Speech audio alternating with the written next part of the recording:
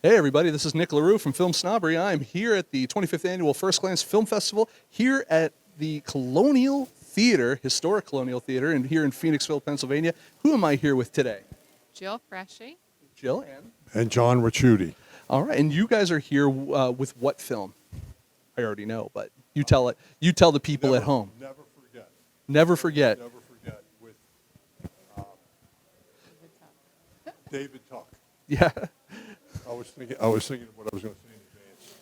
I do the same thing all the time. I'm always trying to outthink the questions. With David Tuck, never forget. David Tuck, never forget. Tell me a little bit about the documentary in terms of what it's about, if for people who are not familiar with David Tuck's story. Well, David Tuck was taken as a 12-year-old from a Polish community right on the border of Germany. And David had the good fortune of speaking fluent German as well as Russian and Polish. He was taken and he was imprisoned in Auschwitz death camp. That was not his first camp. He was taken to a selection camp first, and then he was taken to Auschwitz. Was it Loads? Lodz, L-O-D-Z. He was taken there first, and then he was taken to Auschwitz. Now, he was 12 years old. So when there was a separation line, and the separation line was you go to the left, right to the gas chamber. Yep. To the right, they found a position for you. The man in back of David said, "Tell him you're 15." David said, "I'm 15 years old."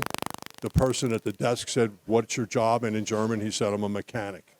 So he was put in a factory working on guns, of all things. Wow. So he survived, I believe, 3 years at Auschwitz.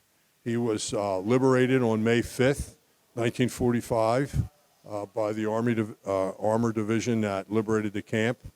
And his story of survival is based on savvy and humor.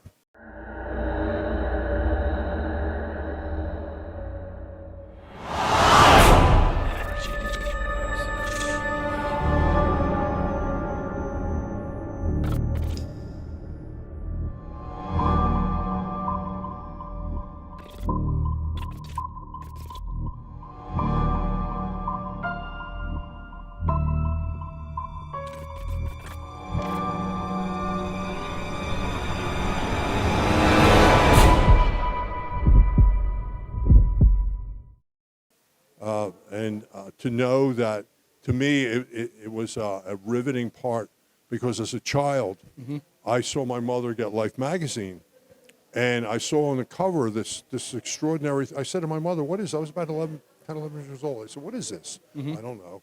So I'm looking at it, and I said, "I can't believe this happened." I was infatuated about that whole part of our history from the time I was a very young kid.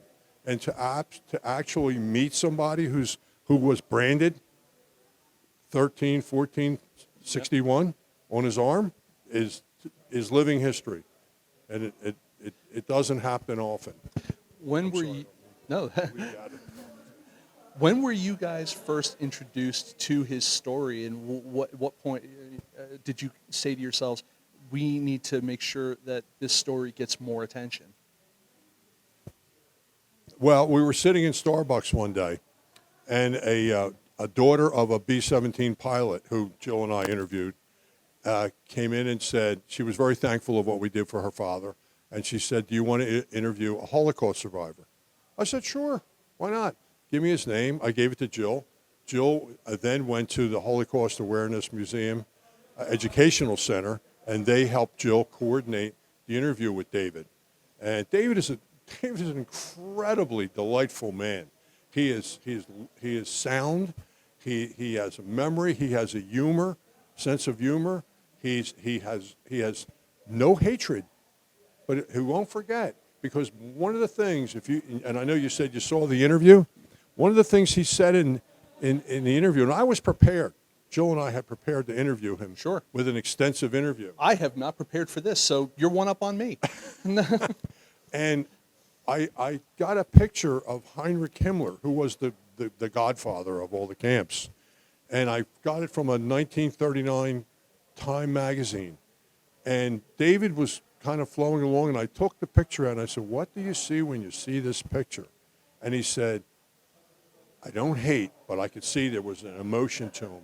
He said, but I'll never forget. And that's where Jill came up. And I must credit Jill. She did an extraordinarily beautiful job editing the piece because she incorporated David's wife, his past wife, singing in the film, and we were able to capture some real footage, World War II footage, 8mm stuff that we had transcribed to put in the film. Jill is an incredibly phenomenal editor.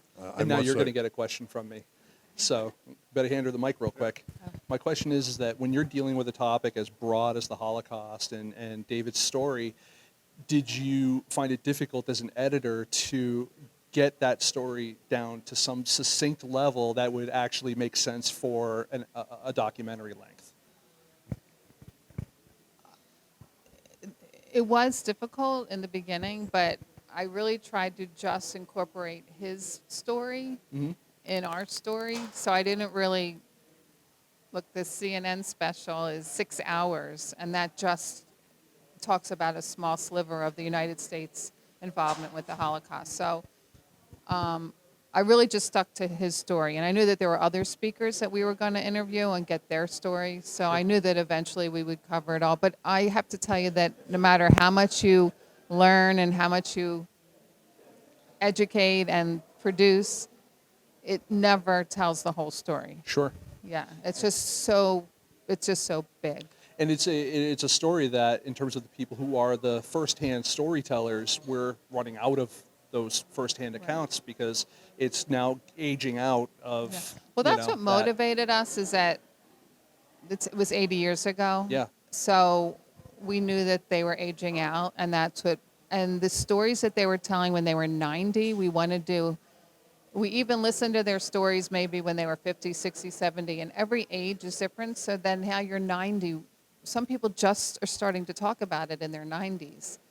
So it's like now or never. So that's what we really wanted to capture. And do you feel also that telling this story, or telling his story now, is important, especially because of there's a lot of big rise in anti-Semitism right now, specifically around this country, other countries as well, and there are a lot of comparisons that are made without getting into that, but it's just it's almost like people forgot recent history and are dismissive of these certain things. Do you find because of that it's really important to get that message out even more so now?